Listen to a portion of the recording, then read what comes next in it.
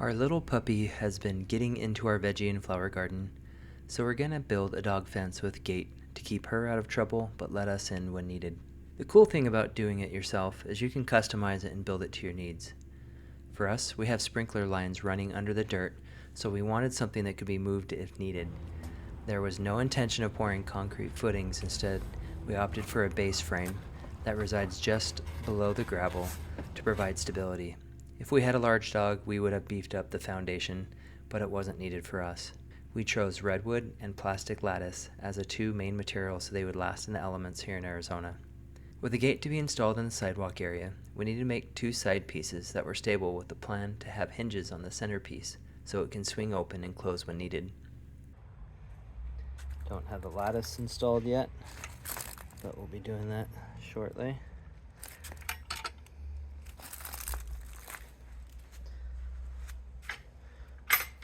From there, we used exterior screws to join the redwood pieces into a rectangle.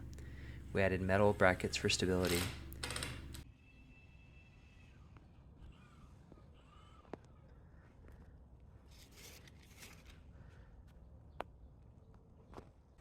Okay, for $22, I got this plastic lattice from Home Depot. It's 4 feet by 8 feet. Gonna measure 2 feet in. Gonna make a long horizontal cut, probably a jigsaw or Dremel.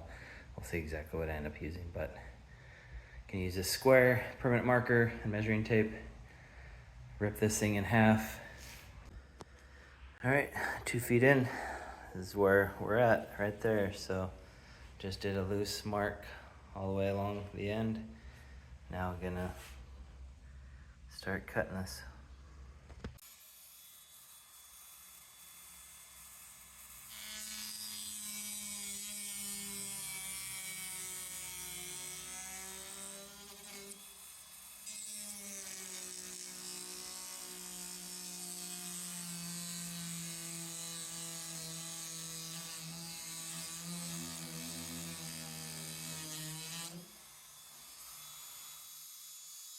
I kept breaking off the spinning bits on this and just tried a Japanese cutting blade.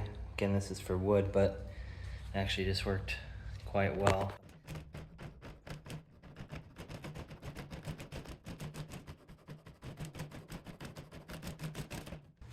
Actually works really fast if you can push your hand here and hold it from flexing and moving. The efficiency of the blade is so much better. So anyways, this seems like a better way to do it.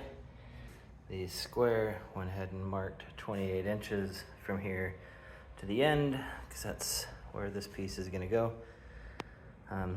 What I found, by the way, cutting like this steep of an angle is harder, but with these smaller teeth at the shallow angle, it actually cuts super fast through this plastic. So in case there's a weirdo like me using a Japanese handsaw to cut their plastic lattice. Okay, here's the frames up close. As you can see, screw in the plastic lattice along the top, cutting it to size. Cuts pretty easy with that handsaw. Driving 2 screws in between to connect both of these. And these brackets have 6 screws. Overall, it's pretty sturdy.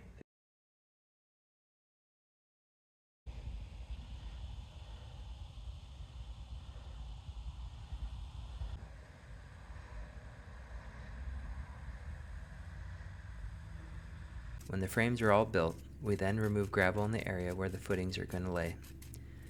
With the rocks and dirt removed, we can now set the frames down into their grooves and place the rock back over the top of the footings to hide the bottom sections so the fence looks cleaner. On the other side of the garden bed, we decided to remove one of the side pieces and replace it with a lawnmower shed I'm in the process of building. Need to finish putting the roof on this lawnmower shed, but as you can see, I have this lattice over here. There's the extra piece that I removed to the behind this shed. But this comes, swings up. Instead of having a traditional latch, I just have this kind of goofy wire latch right now.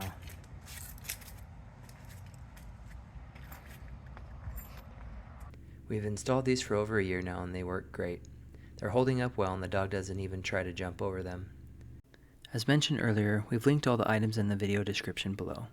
Which, by the way, if you click on one of those links and buy something, shortly after I might get a small kickback at no cost to you. Also, there's a way to help small creators like myself via the Super Thanks button below the video. And lastly, it wouldn't be a video from the internet if I didn't ask you to hit the subscribe button.